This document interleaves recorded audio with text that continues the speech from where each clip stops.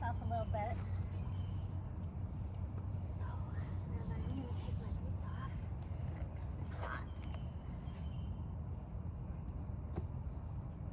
So glad you could come for this evening of storytelling. And does everyone know everyone? You know, because this is a small group, let's just do this. Let's go around, starting with Andy. Say your name, where you traveled from. And my name's Andy. I live just north and west of Connersville. Thank you for coming all that way. My name is Katie.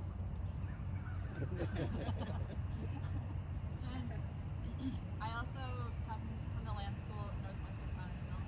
And this is Dottie. And she also comes from northwest of Connersville. I'm Jim, and I live right on top of the hill next to these people. That's right. Marion, and I live as the crow flies. Warren, same. Terry, I live a block and a half from Tracy. Judy, 4 blocks up that way, maybe. Joan, kind of over on the east side, close to the river. And I'm Patrick, Tracy's partner and Jim's neighbor. Good. So here we are. We're going to begin. And can you hear me? So the PA thing is just a helper because we're outside and there's lots of distractions, and it's good to be able to hear. And the light will be fading, and you know, we may be going on as the light fades and it gets dark. The intention is to finish by 8, but that was based on kind of a 6:30 start time, so we're starting a little late, so we might finish a little late. And hopefully that's okay, and guarantee if it gets too dark, we'll make sure that you get escorted safely to your vehicles, if that's a concern for you. My name's Tracy Chipman, and I'm a storyteller. It's one of my hats. And I'm delighted to share some stories with you this evening. By way of any introductions, I'll just say that this BOREALIS MUNDI Threshold Stories is a series of stories and traditional tales, personal narrative, and a little bit of original poetry, which I have never read in public before other than part of the series. So that's kind of a new adventure. And for 26 years now, I've been storytelling. And very rarely do I tell stories that are about my life. For the most part, I tell traditional tales, myths, folklore. But as I get older, I find, my gosh, I have a few good stories to tell. And those will be kind of the main feature of this particular concert, this telling. This series opened up in Washburn at the end of July. Then there was a concert in August on Madeline Island, and then this one here in Menomonie, and then there'll be the 4th live concert in Gad, which is a tiny little no sign, barely unincorporated place that has a tavern and a once upon a time cheese factory that my grandparents ran, that my great-grandfather founded, called Gad. So if you know where Gad is, hats off to you. And some maps you can find it, and some maps you can't. So that'll be the next performance next Saturday at the end of a gravel road that my grandparents lived on all of my life and much of my mom's life. So these are all places that have meaning for me in my life. And this part of the intention here is these are stories about place and loss and grace. And even though these are stories from my own life, many of them, really, this isn't about my story. This is about our story as human beings. In my story, it might spark something from your own life. Past, present, or yet to come. So really, this is about telling the story of being a human being, about humans who connect to places, to fall in love with places, humans that experience loss, and if we're lucky, somewhere in there, we have a moment of grace. So, let's see, just housekeeping. The bathrooms are open. If anyone needs to use them, there's a light that goes on when you walk in. The donation basket is over there. This is in part funded through the Chequamegon Bay Arts Council and the Wisconsin Arts Board. And you had to supply matching funds, so hence that's why there's a donation involved. It's part of the matching fund situation, because that's how most grants are these days, especially in the arts. And let's see, what other housekeeping? I think that's it. So I'm gonna light this candle. Oh, my matches are gone. Uh-oh. Uh-oh. I think I can probably just go over here. It's okay. So human beings, maybe not. There we go. Human beings have been telling stories. The last research that I came across, humans have been telling stories for about 20,000 years. It's absolutely hardwired into our makeup as humans to tell stories, to explain the mysteries that we experience, to track our histories, our ancestry, our personal stories. And so humans have also gathered around fires to tell stories, and here's our representation of the fire. And I've got a few words that I'm gonna just kind of set the stage with, because these are words that really float in and through many of these stories. There's the word grief, which I'm using a definition by Francis Weller from his book, The Wild Edge of Sorrow. Grief and love are sisters, woven together from the beginning. Their kinship reminds us there is no love that does not contain loss, and no loss that is not a reminder of the love we carry for what we once held close. Another word, liminal. Liminal. Occupying a position at or on both sides of a threshold or boundary. It comes from the Latin word limen, meaning threshold. So these are threshold stories, and thresholds are openings. And again, they're openings in my own life, and my hope is that you'll see some connective element, and there'll be an opening for you in your own life in some way.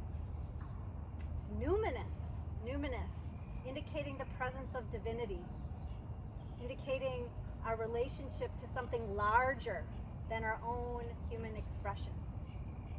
Numinous. And sentience, the capacity and ability to feel and perceive experience subjectively, distinguished from the ability to reason. Sentience. So many of these stories have that as being a very key element.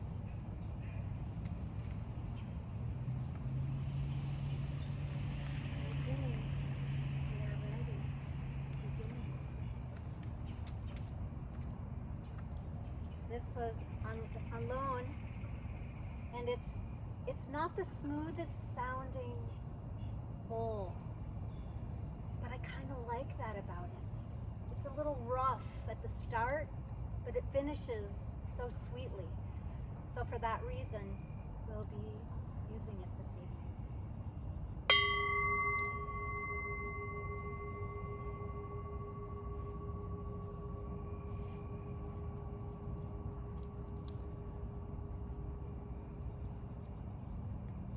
Bring your hands together and rub them. Rub them fast enough that you feel friction, you feel heat.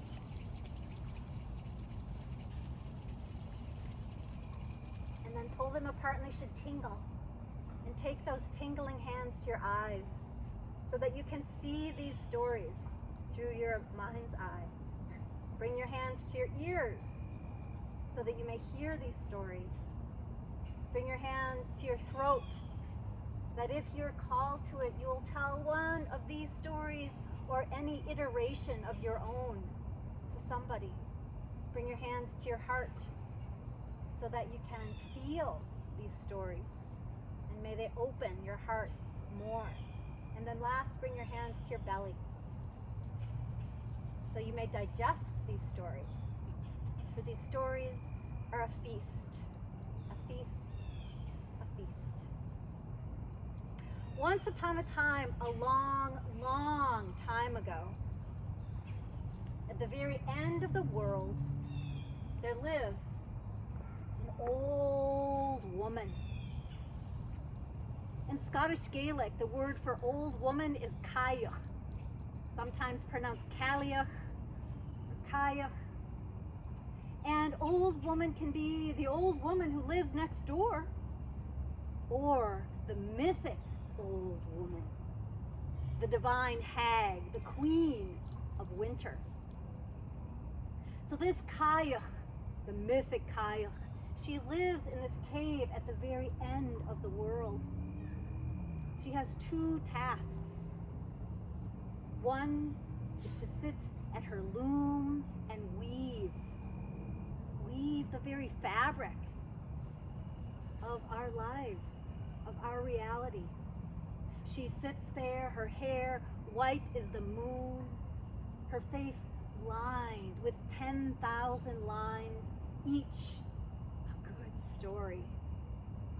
And she pulls from a pile of thread and rags and string, wool and silk, cotton, and she weaves. She can never remember a time when she wasn't weaving. And some even say if she were ever to stop for more than just a break, that the world would surely come to an end. And so she weaves. And as she weaves, stories rise up. She sees these stories, she hears them, she feels them. Sometimes she laughs, sometimes she howls, sometimes she weeps.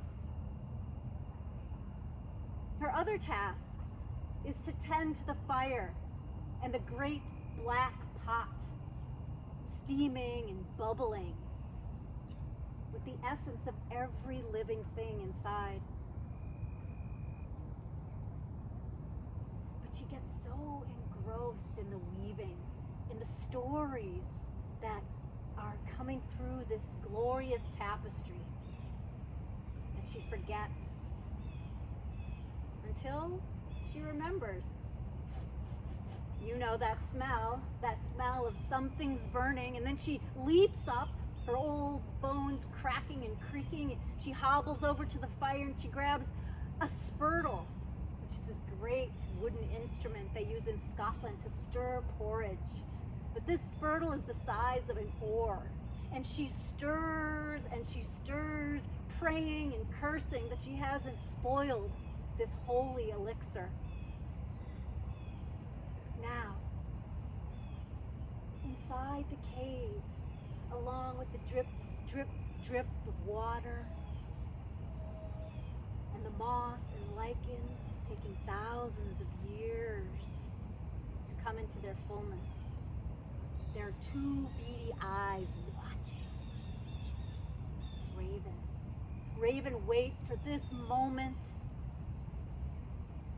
So as the old woman stirs the pot, Raven launches herself out from a crack in the wall of the cave, her wings flying out like a great black shroud. Raven lands on the loom, cocking her head and eyeing the tapestry. And then Raven begins her job, and she begins to pick and pull. within the matter of moments, she destroys the tapestry. Meanwhile, at the fire, the old woman stirs. She thinks she has saved this from burning again. She is sweating. She is weary. She is unaware of what Raven is doing at the loom. But she sets the spurtle down and she claps her hands and she pauses to rest and catch her breath. Meanwhile, Raven fluffs and preens, then lifts off the loom and flies back across the cave to perch and wait again. The old woman makes her way back to the loom, back to the tapestry, back to the stories, back to the pile, ready and waiting to weave again. When she gets there, she sees it's been demolished. Everything in tatters. Everything's been undone. Everything's fallen apart. Chaos. Kaya drops to her knees, shocked. She weeps and she grieves for everything that's been lost. Her tears run down her old lined face, wetting that wild tangle of thread and twine and rags, wool and silk. And when the tears have stopped, we're in mythic time, maybe it's 1,000 years, she weeps. She sits in that silence, after a great storm moves through, everything stops. And in that space, the old woman looks at the pile of threads, and one deep blue silk thread catches her eye.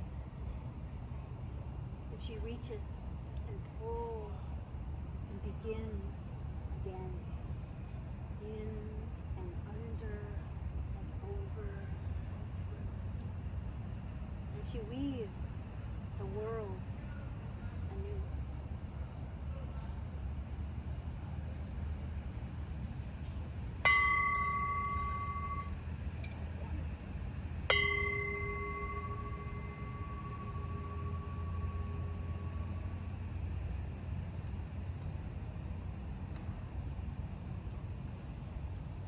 Universe, there are things that are known and things that are unknown, and in between them there are doors.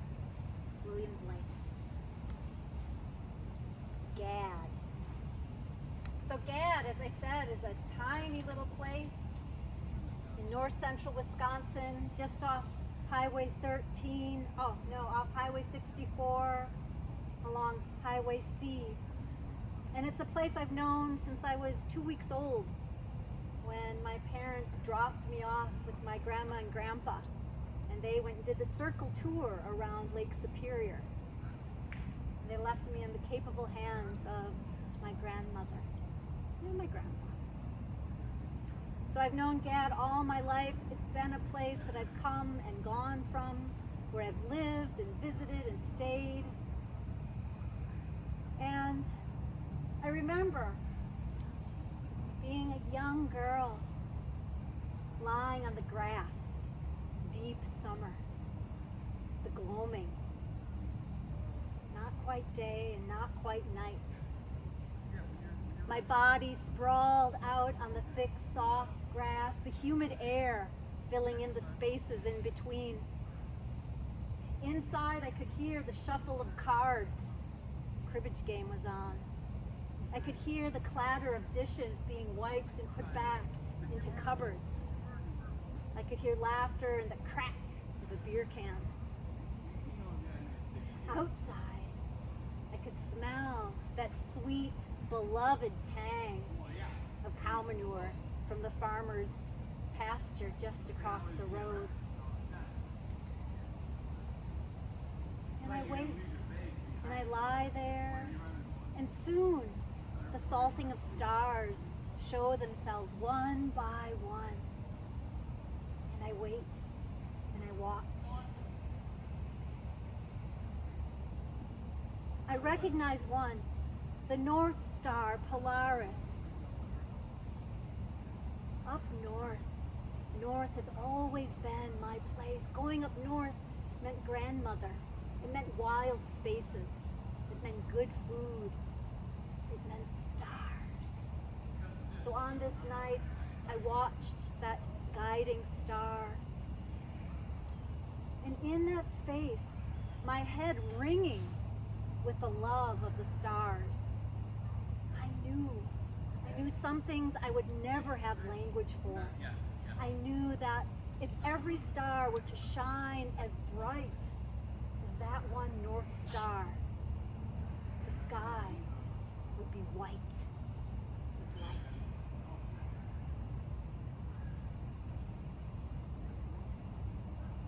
So this is a poem that I wrote when I was living with my grandparents in 1998.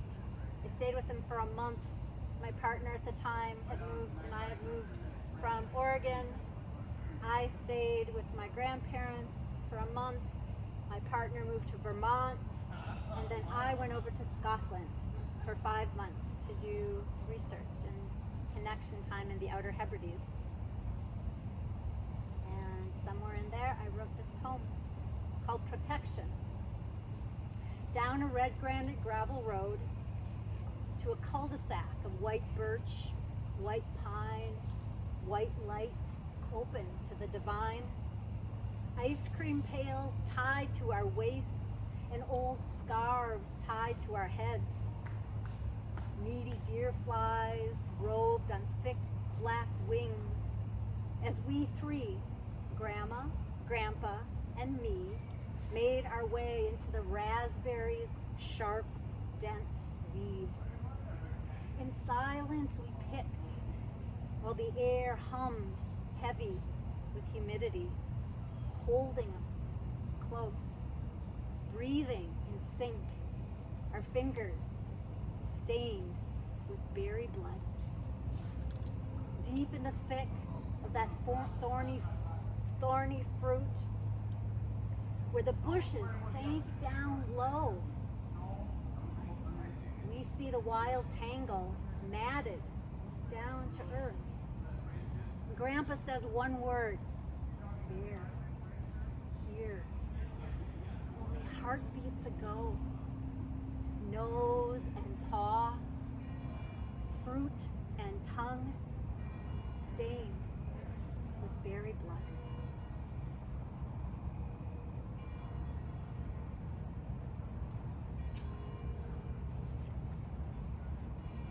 In August,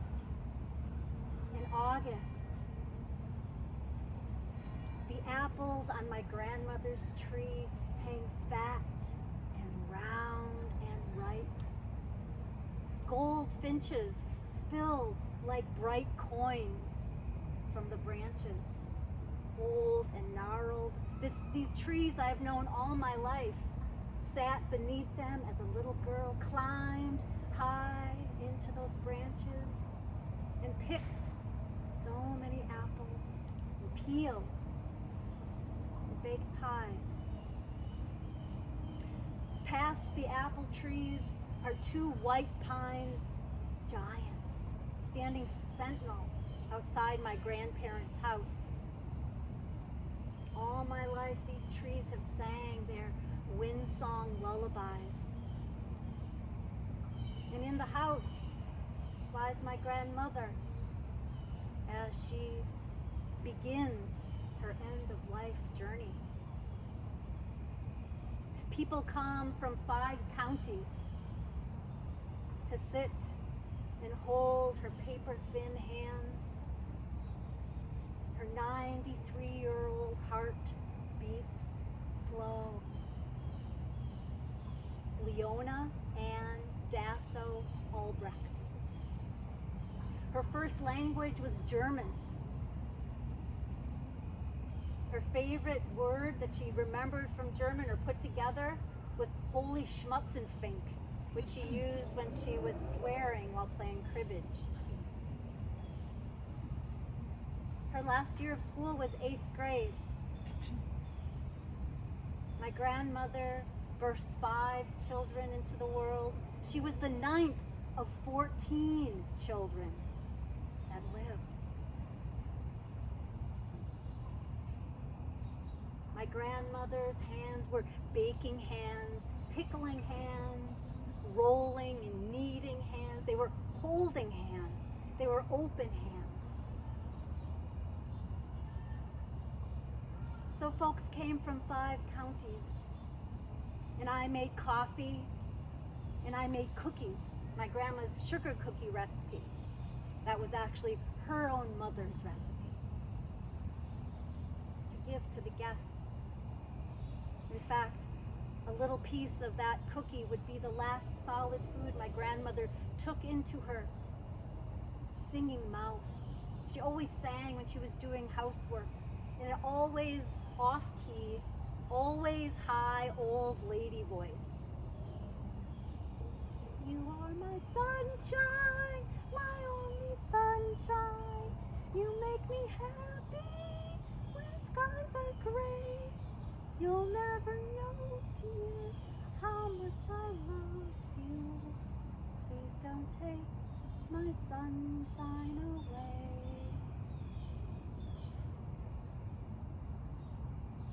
Soon enough, the hospice bed would come in.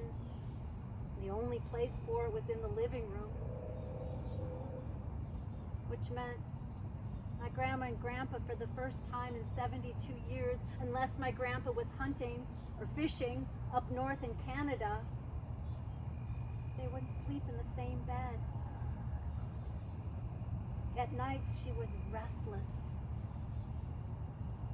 I'd climb in. I slept close on a pile of cushions. And I'd climb into the bed with her. And we'd sing. And we'd pray. And we'd coo into each other until we both slept. One day, when she still had language,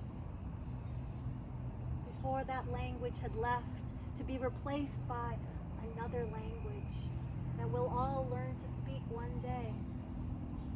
She was resting and I was sitting next to her reading, and I felt her stir and watched as her eyelids fluttered open like 2 moths.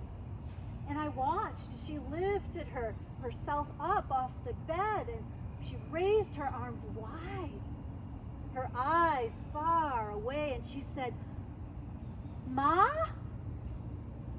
She said, "Mother." She said, "I love you all." All her siblings had passed and crossed over already. She was the only one still living. And then she looked at me, her eyes on fire. And she grabbed my arm and she said, "It's just a play. It's just a show."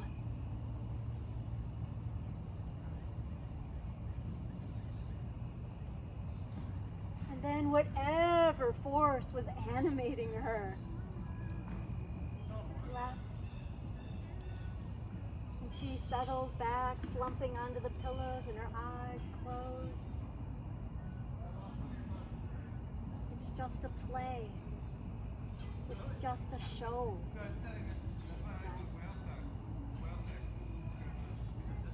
She was with us for another week at least. And then one day, with the sun beaming through the windows, she took her last breath. And outside, the white pines sang a lament. And beyond that, the apples hung ripe and untasted.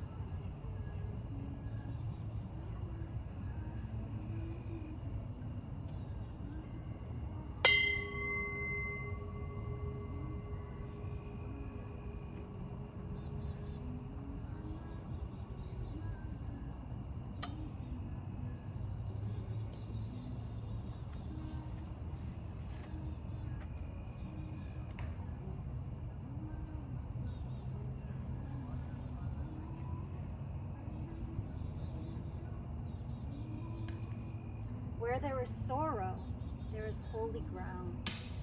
Oscar Wilde. Lake Superior.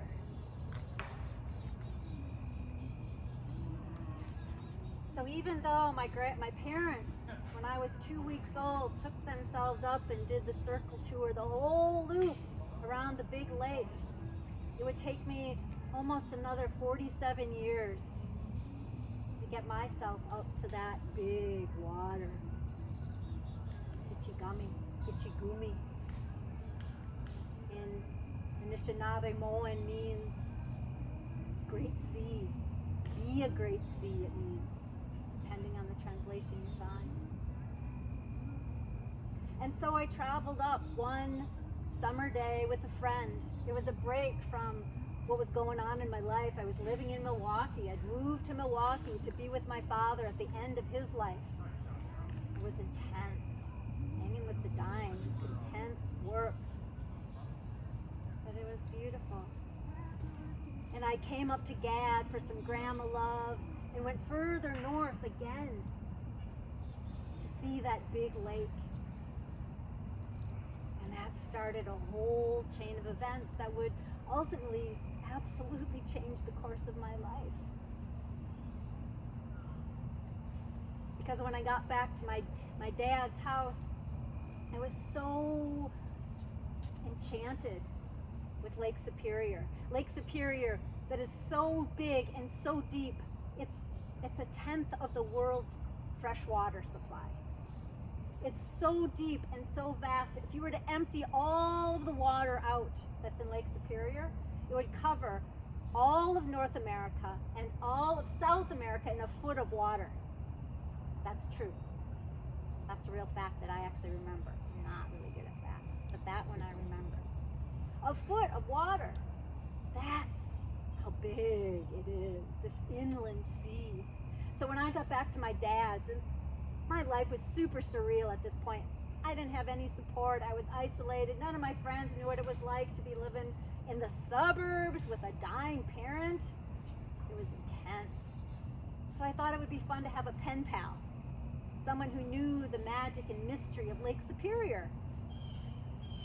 So, it was a very innocent thing, but I decided that, I'm just going to put something in on Craigslist in the personals, in the platonic section. I was very clear I wasn't looking for sex or a relationship, but I wanted to connect with somebody who knew about Lake Superior. I wanted to hear stories. And I shared a little of my own story living with my dying dad. And about 15 men replied, and they all, well, most of them wanted my photograph and wanted way more than just being pen pals. But somewhere in that mix, there was one man that found me. His name was Mike. And Mike knew what it was like to tend, to care for a dying parent. He was like an angel. Talk about like peer support. He became this peer support. We were pen pals. And he told me stories about Lake Superior. And we read poetry to each other over the phone. And when my dad passed away, Mike came to visit and we became lovers because why not? Why not? Receive and give and be held and hold. And it was sweet. We spent about 96 hours together total. He would come down to Milwaukee as I, then took care of all my father's possessions. Everything. It's a big job. Sold it, had an estate sale. And 5 weeks later, I walked out of my father's apartment with the security deposit in my back pocket, and I headed for Gad. I was going to hang with my grandparents for a week or so, and then go house sitting for a friend up north near Mercer, where I could just digest. I was pretty stressed out, pretty exhausted. But before I went to Mercer, Mike had invited me to a contra dance, a Halloween dance. It was Halloween. The band Duck for the Oyster was playing. Maybe you know them. and I had agreed I was going to a dance. I felt so normal going to a Halloween dance. I decided I would dress as a rainbow from head to toe. I had these great old black patent leather boots that I totally glued purple glitter all over them. And so I went up to Springbrook, where Mike lived in a cabin in the woods with Mother Nature right outside his door. And he said he was mostly never alone with her right there. And that night we danced. The band was amazing. And we waltzed. Now I don't know about you, but ladies, gents, have you ever waltzed with somebody who actually knows what they're doing? It's so we waltzed and we danced, and even though I was totally not interested in making any commitment because I needed to decompress, I was very clear. I was starting to fall in love. And that night after we went back to his place and we sipped chamomile tea and we made love, and outside the almost full moon streamed through the windows, and as we lay there next to each other, I thought, wow, could this be it? Whatever it is. And then Mike had a massive heart attack and died. And my life changed like that. He didn't feel a thing. It was so big. I would have felt any fear or any pain coming off him, and there was nothing. It took me a while to figure it out. That's another story, but I did figure it out eventually. So Lake Superior. It's amazing what a place can give you.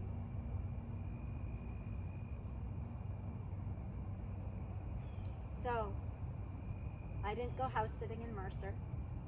I went to Gad. I wasn't fit to go back to Iowa, where I had a life waiting for me that I put on hold for 6 months. I went to Gad, to my bathtub upstairs, to my bedroom at my grandparents' house, to the singing pine trees, to the tang of manure, to my grandma's bread and cookies for 2 months. And after that, I needed to get the hell out of Gad.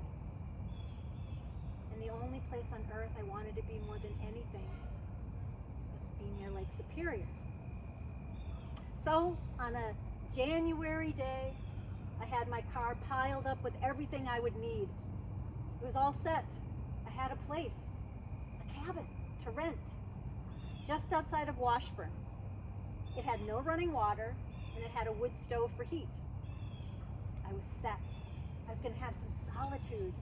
I needed to be alone, to grieve alone, without my grandfather telling me to write it off, move on. Bless him. It worked for him for 92 years, but not for me.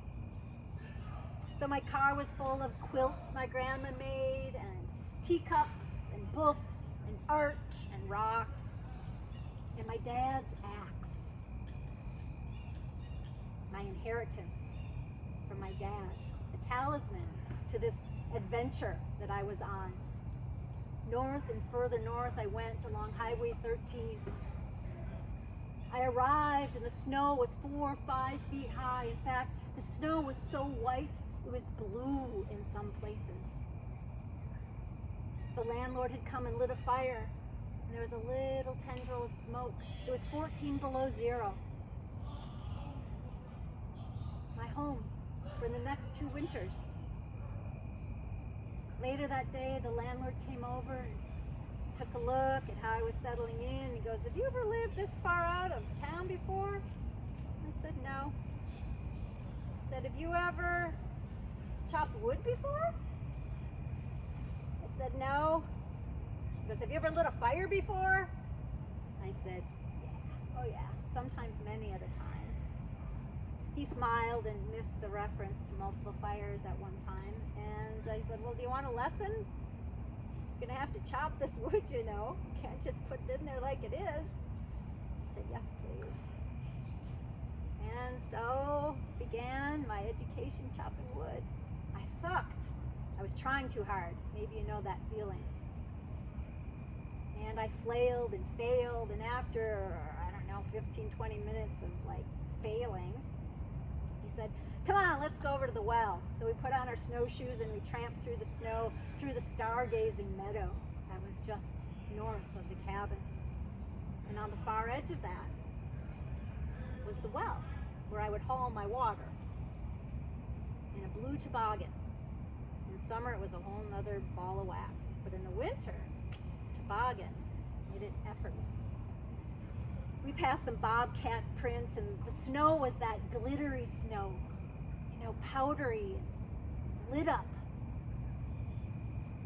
And we were there for a bit, and he taught me how to use the well. I could do that, and then he left. And I'm sure he was wondering what the hell he was doing renting to me. Couldn't blame him. That night, I made my fire.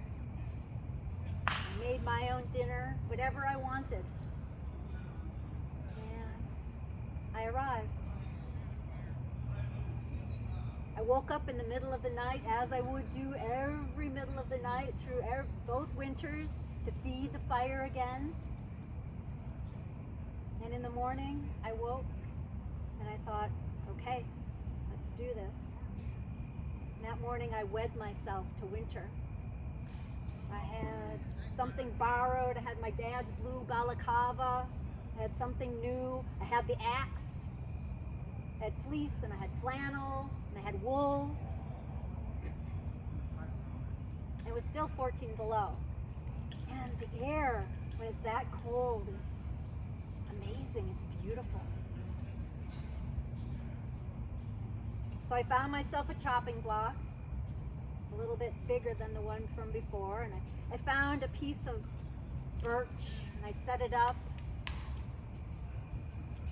And I stood, I planted my feet in the snow, and I said a blessing, and I called on my father, and I called on Mike, and I called on all my ancestors. And I lifted up that axe, and overhead I could see eagles spiraling in the stone-colored sky. And then I let the axe fall. I let the axe do the work. That's the trick, right? And I watched as it split that mother log into two little pink babies. And it was very quiet and very still, except for a little junco that went whizzing by. And I let myself sink into that. I let that silence fill me. And I became a great seed.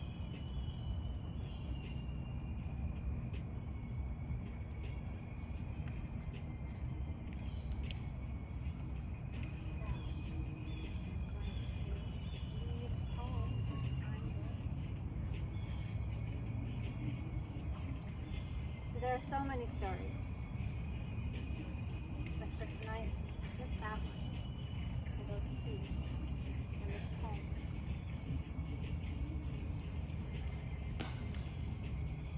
The wild has language, but no words. Taken from a quote by Thomas Transtromer. 1. Raven drops into the arms of the old-growth birch. The trunk's eyes gape, unblinking. She croaks at the soft etching of the blaring white horizon. Sleeked wings settle, and Raven perches. She perches just long enough to utter a cravat warning in some tongue too old for memory. The fur at the nape of my neck rises, slowly lifting out of the tree's axis a black iridescence embracing the sky, a velvet shroud unfurling, wings wide. She wheels off, an ink stain on the milk pool of sky. She will return. This is her wood. Some comprehension that must never be spoken settles into the four chambers of my heart. 2. A visitation in the hush of night, the stars and moon through the gauze of cloud, the haze of 2 bright streetlights is enough. Your shadowed tracks reveal padding ponds of blue in the dark white. Coyote, you trickster, you muse.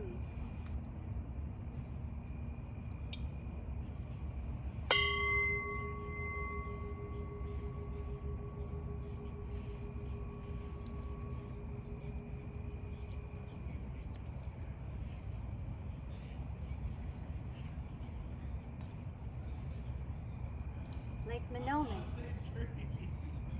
On the outside, so we got Here we are. one there. So I've been waiting for this part for months, to tell this part here with you, with your deep listening and your bright imagination. Lake Menomonie. So I came from that great lake south for love, for this lovely human being right here. I won't have your attention go there very often because he'll be shy and embarrassed.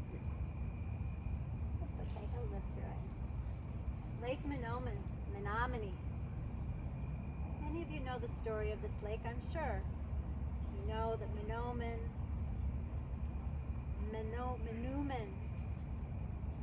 means wild rice.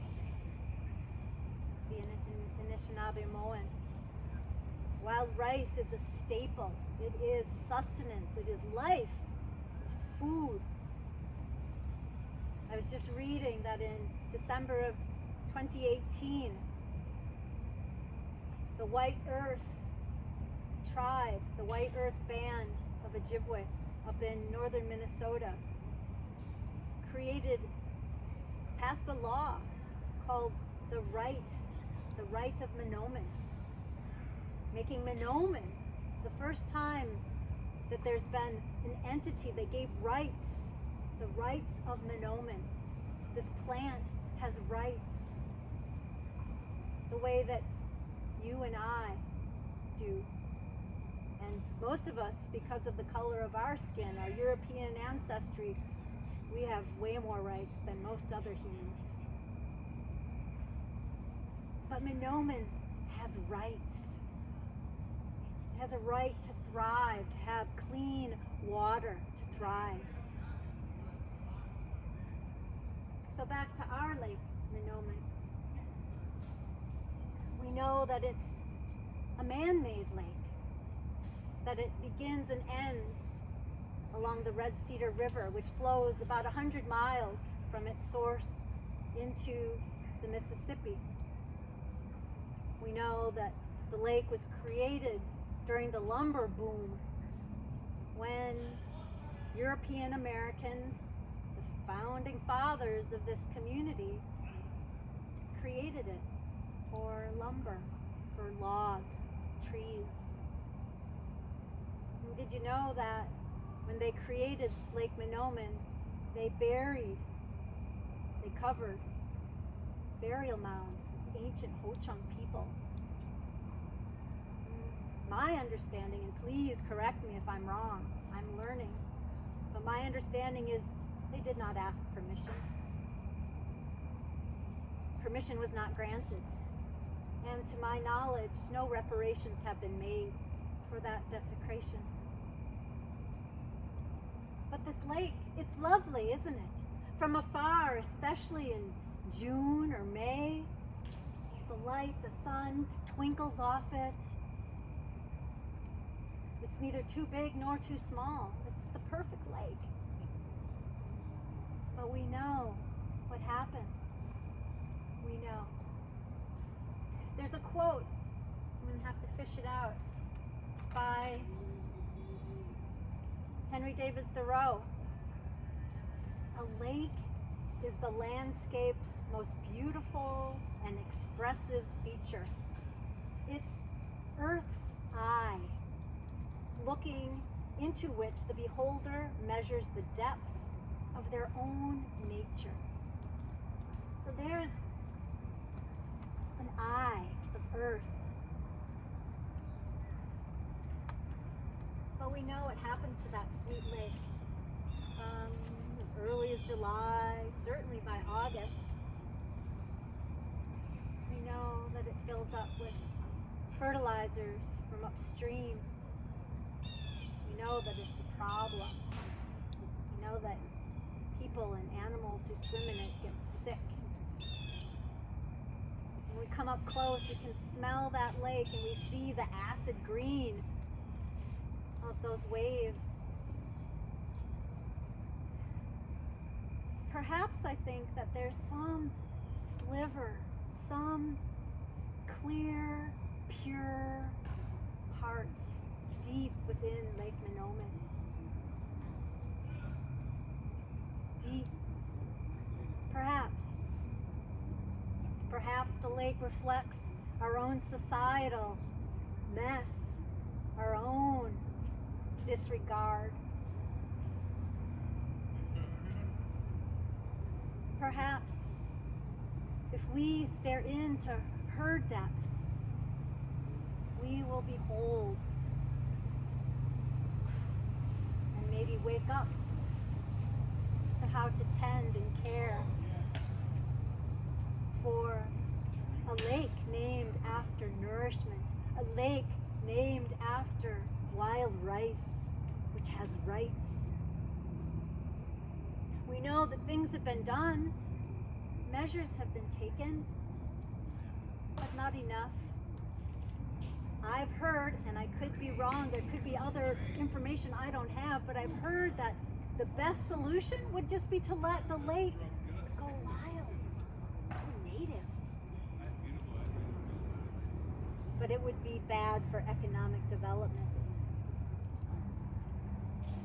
But what if she were allowed to just go back? What if she could be a lake that wild rice grew from, healed? I don't know. But there's our lake, for better or worse. She's ours, we're hers.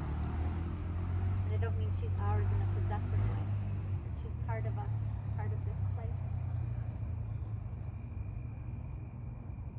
So living here in Menomonie, living just up the hill, you know, this place has been my place to come all seasons.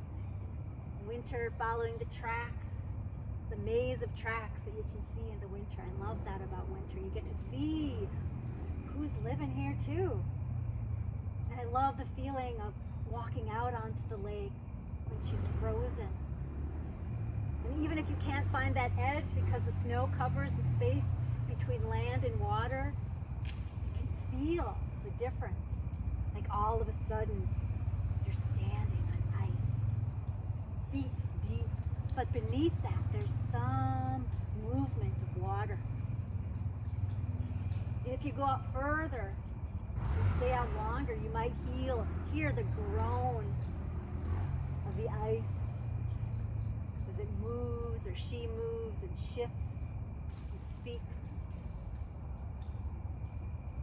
So I love Lake Menomonie. And one day, Patrick and I came down for a walk, and it was that time of the year when sometimes there's ice and sometimes there's water. And it goes back and forth. Some years it does that. It'll freeze and thaw and freeze and thaw. And there was an icy mizzle of rain. It's a great word, mizzle. Misty drizzle. Icy mizzle falling. And Patrick and I made our loop and we walked down, and there was ice, and out on the ice I could see something. Do you remember? And as we looked, we could see it was a goose, a Canada goose. And it was stuck. The ice had formed around its legs. And we watched as this goose pressed her wings, Key's wings, if you know Key from oh my God, I'm blanking, Braiding Sweetgrass. Yes, thank you, Robin Wall Kimmerer, Key, the pronoun referring to living beings without giving them a gender pronoun, Key. This goose, Key, would press Key's wings and strain Key's neck to try and free Key's self. And for a half an hour, helpless, we watched from the shore. Could we do anything? So we walked up the hill, and you know, in our neighborhood, when you have a question and you don't know where to go around things like this, you go to our neighbor Jim. So it was Sunday afternoon, and we knocked on Jim's door, and I think we woke him up from a Sunday nap. Yeah, he looked sleepy. But we said, Jim, there's a goose stuck in the ice. Can we do anything? And he said, that goose is cooked unless the ice melts. So we left it for the day. And I was called to come down the next morning. Patrick was at work, and I went down, and I brought binoculars this time, and I went down to see. It felt important to me. This was the first winter after both my parents had passed away, so there was an opening in my awareness. I was hyper vigilant, hypersensitive, and I wanted to know what happened to this goose. And I saw the crows first. And then I saw eagle on the ice. And then I saw goose. Goose was pretty much a bloody lump by that point. And helpless, I watched from the shore for a half an hour. Terrible. And yet beautiful. And eventually, eagle, full, satiated, lifted Key's self off the ice and made their way up.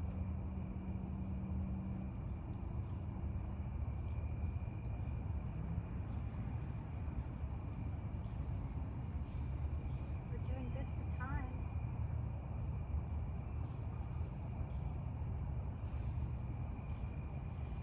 So,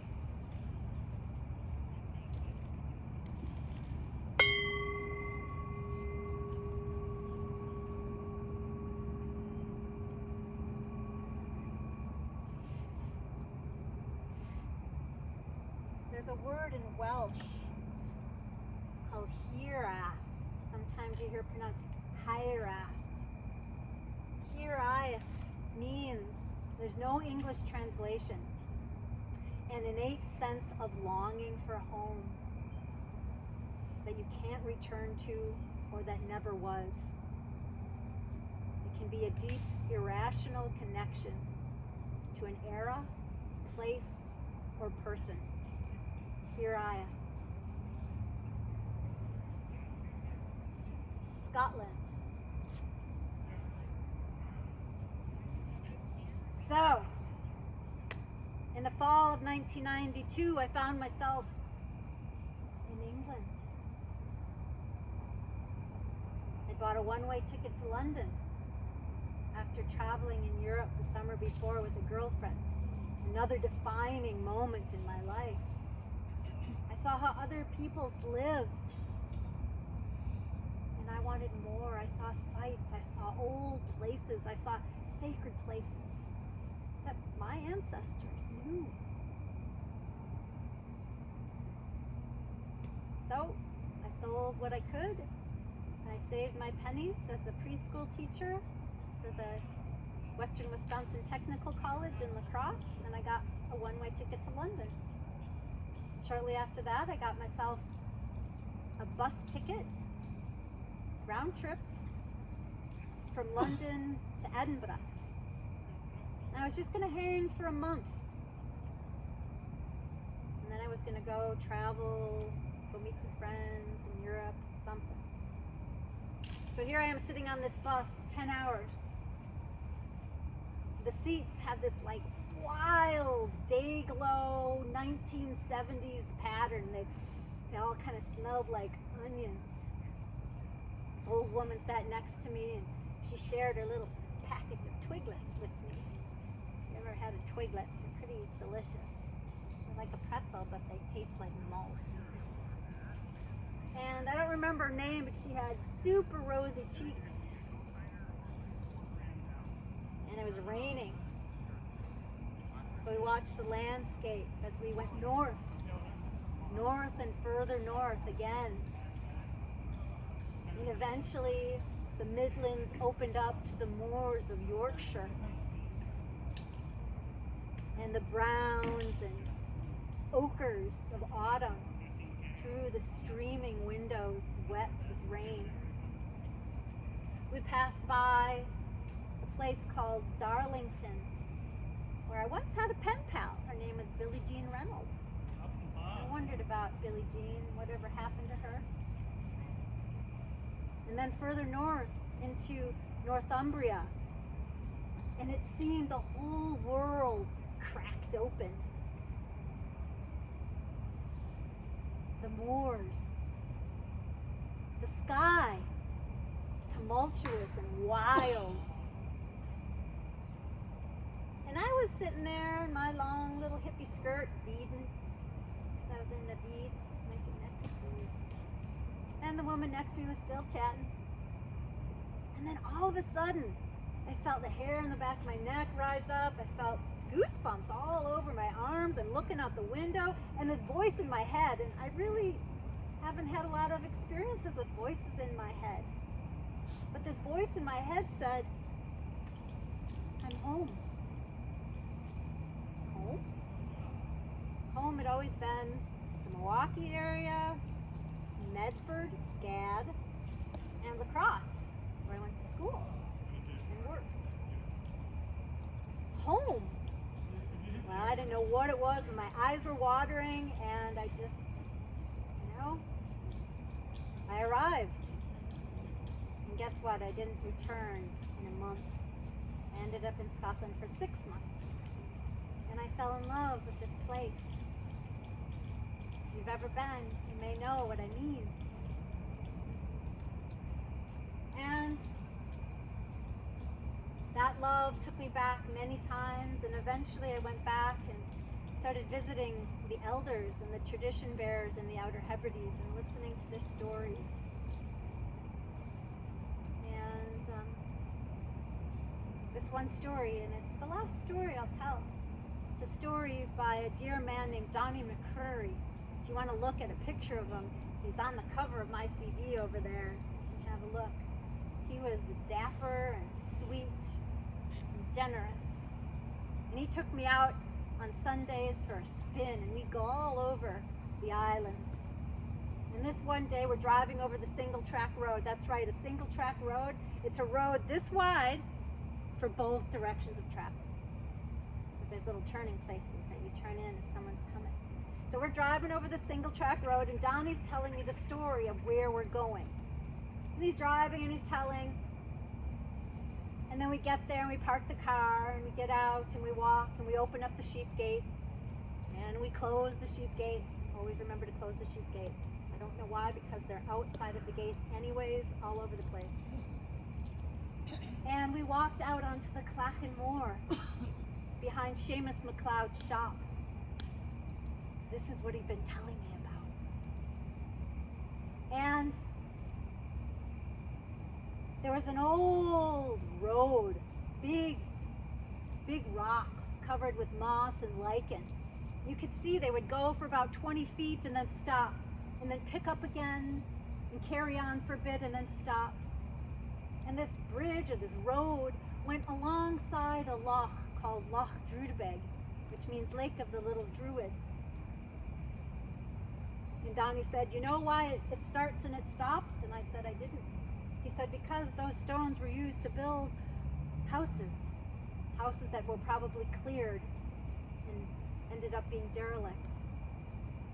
Because all the people were kicked off the land to make way for sheep. And just about then, two folks on bicycles showed up, riding north into the wind. And I don't know how they found this place. It's really not on a map. It doesn't say like cool Bronze Age road here. There's no signage. But they were there, and they were curious. And lucky me, because that's when Donnie told the story. That's when he stepped into that role. He clasped his hands, and he began to tell the story of McVulloch. And it's like everything listened. The waves of the loch got quiet. An oyster catcher flying overhead stopped mid-flight. Once upon a time, McVulloch was a great bard to the clan chieftain of these isles. But he was also a crofter. He was also a farmer. He was walking along the shores of Loch Drudebeg, looking, reading, listening, feeling, tasting, using every sense. For the next morning, he was going to cross his cattle through the waters of the loch, where they would graze in the hills on the other side. Rotational grazing, long, long time ago. But the waters of the loch were high and dangerous. There had been even more rain than usual. And his cattle were his wealth. So he didn't want any surprises. So he was listening and looking for that path that would take him through. And that's when he heard something crying. A mewling sound. And McVulloch stopped and he brought his attention back to the shoreline, and he walked and he looked and he listened, and eventually he came to a little creature right on the side of the loch. It was crying. It was wailing its little head off. It looked a bit like an otter, but it wasn't an otter. And everything in him said that just leave the creature, whatever it is. But there was some little voice that said, take it home. Your wife will know what to do. Right. So he picked up the little baby creature and he tucked it under his arm and he went for home. And well, his wife, she'd never seen anything like it. It looked like an otter, but it wasn't an otter. And she said, well, I do know one thing. It's a bairn. It's a baby. And it's lost its mother. That's why it's weeping. So they made a pen for it by the fire. And McVulloch and his wife, they took their meal and went to their bed. Well, in the middle of the night, there was a great commotion outside McVulloch's door. And he went down and he opened the door. And there was the beast from the hill. She was a sight. She smelled of every dead thing.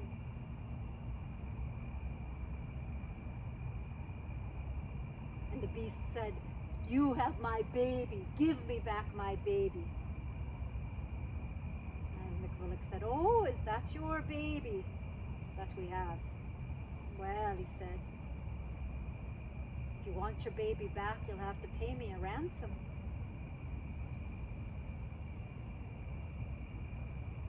And there was a bit of a stare down going on between McVulloch and his beast. And eventually she said, what do you want? What did he want? He had everything he needed. There was one thing. He goes, do you know that loch out there? Aye, said the beast. Will you build me a causeway going through the waters of the loch where I can graze, send my cattle across and they can graze in the hills? You do that for me and you can have your baby back. And by the way, your baby's well fed, sleeping by the fire. And the beast said, very well, McVillick, you come out at dawn, not a minute before or a minute after, and you will have your causeway. But you must find a stone with my footprint and leave my baby there. And then you must turn around and head for home and don't look back. And when you're home, you must take a day of rest. All right, said McVillick, I can do that. So the beast, she slunk off into the night, and McVillick went back to his bed and he caught a few more hours sleep. And he was up well before dawn, as he did every morning, and he took his bowl of porridge. And then he said to his wife, right, I'm away to see what that beast has done for me.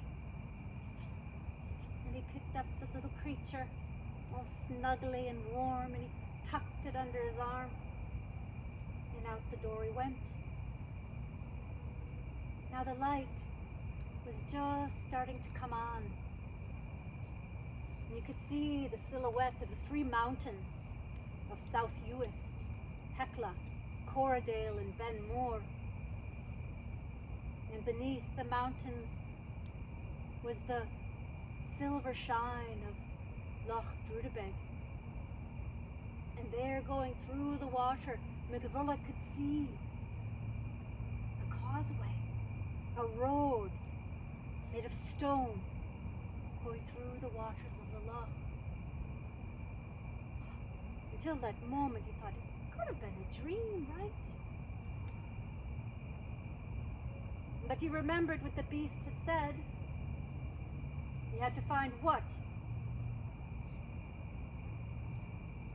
A stone. The beast's footprint. Well, he looked and he looked, and Clachan Moor, which is the name of this particular moor, means stone moor. So he looked and he looked, and he didn't see any stone with the beast's footprint. And the sun was rising high, and the little beast was wanting down.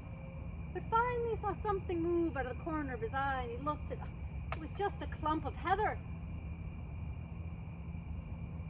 But he went and he parted the heather, and there was a stone, and clearly marked, a big beast footprint. So he left the baby, and then he headed for home, and he did not look back. It was hard. There's something about that. Told not to look. All you want to do is look. But he made it home. And then the hardest thing by far for McVillick was to take a day of rest. But he did. He honored her words. But he was up all the earlier the next morning. And he crossed his cattle over that special causeway. And now the waters of the loch have receded. But that road was used by all of McVillick's descendants. And Donnie just simply finished the story by saying what he would always say, Shanagate, which is Gaelic, and it means that's it. And that oyster catcher began to flap her wings, and the waves began to roll across the loch. And the spell was broke. And those cyclists thanked Donnie. They were so grateful, as was I. And they hopped on their bikes and rode north into the wind. And then Donnie and I, we went looking for the stone. He said it was there. The stone with the beast's footprint. But that's a story for another day. Shanagate.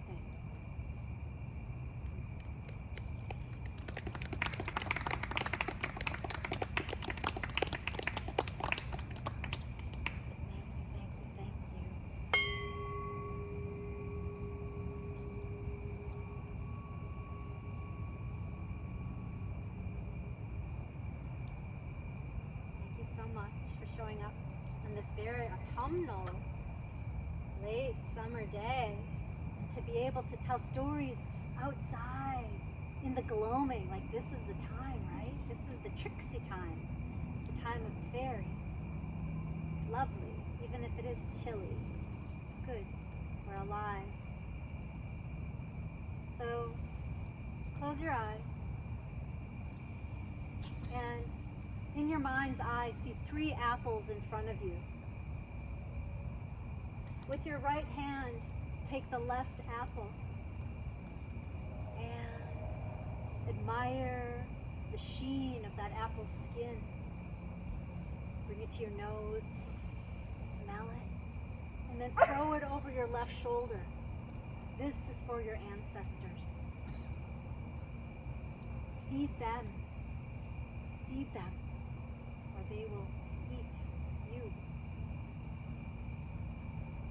With your left hand, take the apple on the right and bring that to your nose and breathe in that smell and throw that apple forward. That apple is for the story. We offer it to the story. These stories and all stories. We feed them with our attention and our regard.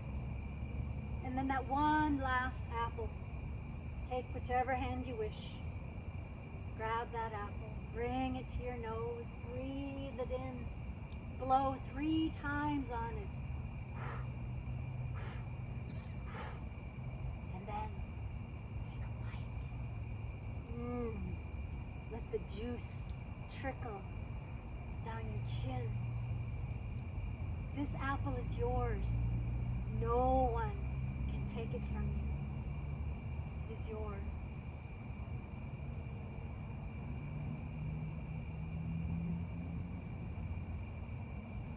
Enjoy the rest of your evening. Notice in the next few weeks if any of these stories, if any particular places in any of these stories, whether the traditional stories or any of the personal narratives, if any of the images come back to you, that's a way of connecting with the story. Notice if any of these stories remind you of a time in your own life. That's a way of connecting us to our humanity. The stories are a universal currency. And I do have a mailing list over there if you'd like to be on my mailing list. And there's the donation basket, and I have CDs for sale. And if you wish, you can just put money in the basket. And I think that's it. Much love, and thank you again for coming.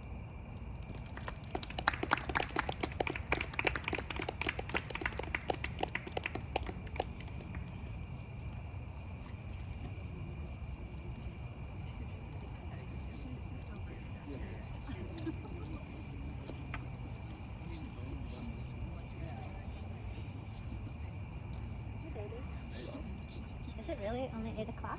Yeah, that's good. Put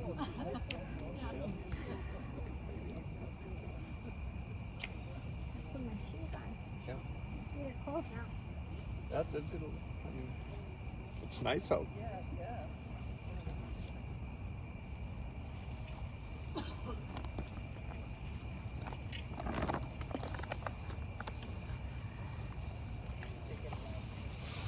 Now we should probably She got kind of protected.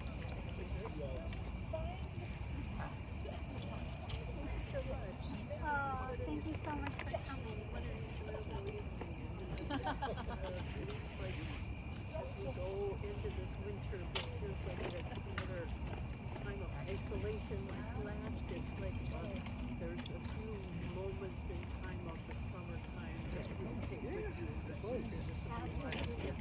Thank you so much, Peter. Good to see you. Good to see you. So Take care. Bye-bye now. So much late activity. I know. Kind of surprised. I think it's because the students are back, but they haven't had a study yet. They needed something to do before they went to the bar for the first time. I think a couple of them are pretty. I think we're gonna try to go racing Monday. Oh, I didn't. See how it works out. We're thinking Saturday for my daughter's gonna go to Oh, okay. So I'll let you know how it goes. Yeah, I'd be curious. Actually, after talking to you, I went home and I pulled up DNR's website. And they have a good 10-minute video. Oh, okay. Okay. Thank you for coming. It's some of the basics. Yeah. You can learn accepting more. hugs. Yes, are you? Yes. They had talked about a website before. Oh, Blickers. Blickers, yeah. Great Lake Indian. I can never remember, but I know I listened to that old house. Yeah, exactly. And I looked at the Started like, to make sounds. Yeah. Well, the place must be on the radar Off because a cue. friend of mine who's made Because it. it was like, she started making the sounds, and An then actual the baby made the sound. Was Or the sounds for her. was asking about it today at the race. oh, okay. And I said, well, I was there 2 weeks ago and I needed a lot This is of definitely races. her first storytelling event. Okay. I don't know if you saw it, but anyway, but there, there's huge amounts of race there. So. Yeah, it was the most I've ever seen going on that this year. Absolutely, yeah. The gentleman who was giving the talk on the DNR website talked about that it's very difficult to like clean and prepare once you have it. It is. And he said, you know, Good. if it's your first time, it might be best if you find someone who can do it for you. Our rice processor is. So you use one too? Yes, and he was not going to process it, but he changed his mind. I guess there was some health issues, but they're as bad as he thought. This year? Or Yeah, okay. yeah, because we were all, a lot of us that use them, we're all scrambling like, what are we gonna do? Yeah. So, but anyway, sounds like. And where was that person from? He's up by Grand Street. Okay. Actually, Webster, closer to Webster, but up that way. Yeah. So anyway, so if he's very adamant about all the rice. I've been thinking that this is by far the Okay. sweetest. So if you get rice, and it has to be at least 60 pounds. So Okay. anyway, if you get rice and we get it from the same place, we'll just throw it all in the same basket. Yep. Split the cost, whatever, it's per percentage. I know. Yeah. So usually make a trip up there and drop the rice off. Going Go up from hiking the or Menomonie. shooting or something. It looked like there were maybe a few small areas in the south edge of Bayfield County. So I was wondering if there was anything up there. It looked like That's kind of not rice water. I made that. yeah, there's not much up there. Maybe it was something else. It was on the rice map. Anyway, Yeah, there's things here. One thing though, you have to, when you get up that way, like you definitely cannot go in the resin way. Right. Yeah, I would understand. Yeah, we got part of the Wildlife Federation. We got to go through the Kagan which is the bad red part of the bad red Yeah. res. And normally they don't want anybody in there. I mean, for any reason. Yeah. But they were working on, they were working at night, and they were Yeah. putting it up there. We were all Yep. on the same side, so they gave us a tour and stuff. But yeah, normally nobody gets in there. Yeah, for any The reason. stories are but- going into yeah, so that's the only thing up there is just kind of you gotta make sure you're up there. Yeah. It just blows me away that it was in my backyard my whole life. Yeah, growing up in and you Medford, never knew it, And yeah. then having a cabin out in Perkinstown, Yeah. never knew anything about it. Yeah, it's something I've always wanted to do, but never really knew how or where. Yeah. And then like I said, I found out about that. I'm like, oh, hey, here we go. Wow. Not far So, away.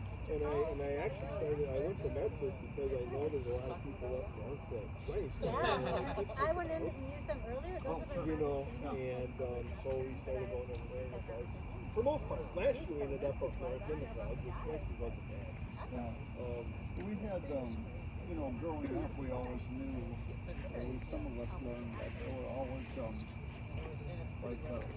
some different branches of the Chippewa that lived in that area, Yeah. the Perkinstown area, Yeah. that would make sense. Yeah, Right. that's I true. mean, What a one sweet being that they were probably close to a nice food source. raised by them. Yeah. That's why they hung Well, it around. was like, in yoga, There is actually a small rice bed now on Upper Tainter where the Hake Money is. Really? Yeah, it's not really not the nature Yep. Right. trying to harvest, but it's pretty good for a waterfall. So we'll Could see you, you again okay. Yeah. Is it natural? Yes, I believe so. Okay. I believe so. I don't know. In that video I watched, they talk about when you harvest them, you could go around and spread some out. You Yeah. get Well, you do anyway when you're harvesting them. Because, Yeah, I'm sure you do. oh yeah, It's not all getting inside. it gets depressing sometimes. The race goes spraying out the side of the cube, but like that's next year's harvest, so Right. But yeah. Yeah, we will figure it out. So, down there. But what if, sometimes it seems like you put more in the water than you do in the boat. How do we change this? Yeah. No, I'm becoming fascinated with it, so. Right, Yeah, yeah. well, good. There's enforcement. Good. It's a cool thing. Yeah. So there's not a If lot it of rains tomorrow, I'm taking outside. I've got some cedar branches that I cut a couple years Yeah, ago. really. Okay. Yeah. We got the rice sticks now are made out of copper, Okay. but the cedars Here even we better. are. Yeah, you can Oh, have The the cedar fire. branches are real crooked, so I'm gonna have to try and steam them with a staple. Okay. And then It talked sand about them the down. things you talked about. It talked about the sticks and about what they should be, and then like the push Yeah. with the, have one that has like two things on the end Yeah. that makes it easier. Yep. Night, Patrick. Nice, Patrick. Good night. Yeah. Good seeing you. Good to see you too. And especially if you're in the front with the rice sticks, make sure you have a shirt that buttons right.